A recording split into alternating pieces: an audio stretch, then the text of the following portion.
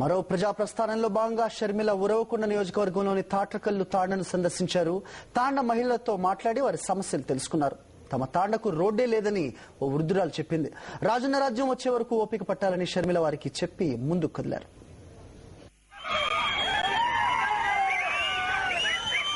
అమ్మా, మా తండాకు కనీస సదుపాయాలు లేవు, వానొస్తే చిత్తడే, బయటకు రాలేం, నీళ్లు లేవు అని ఇలా తమ సమస్యలు షర్మిల దగ్గర ఏకరువు పెట్టారు తండా మహిళలు. మాకు సార్ అందరికీ సౌకర్యం చేసినాడు. ఇల్లు లేని వాళ్ళకి ఇల్లు కట్టించినాడు, భూమి లేని వాళ్ళకి భూమి పంచినాడు. మా ఊరికి చూస్తే సరిగా రోడ్డు లేదు.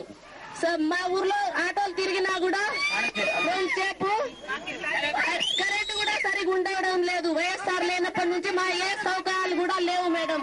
2 రోజులకి ఒకసారి వాటర్ వస్తుంది. మాకు నీళ్ళతో కూడా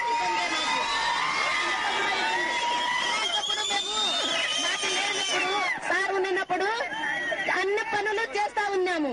ఇప్పుడు దేశాలు కట్టుకొని పోతా ఉన్నాం మేము అందరం. రాజశేఖర రెడ్డి గారు ఉన్నప్పుడు మీకు భూములు సక్రమంగా పంచారు. ఇప్పుడు ఇచ్చేవాళ్ళు ఇవ్వడం లేదు. కొన్ని సెంట్లు మీకు, కొన్ని సెంట్లు వాళ్లకు అన్నట్లు తీసుకుంటా ఉన్నారు. రాజశేఖర రెడ్డి గారు ఉన్నప్పుడు మీకు కరెంట్ ఉండింది, ఇప్పుడు కరెంట్ లేదు, ఇప్పుడు నీళ్లు లేవు.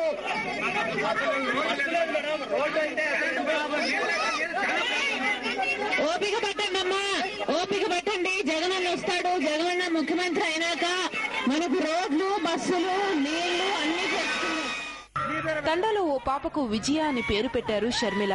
పాపను ప్రేమతో ఎత్తుకున్నారు.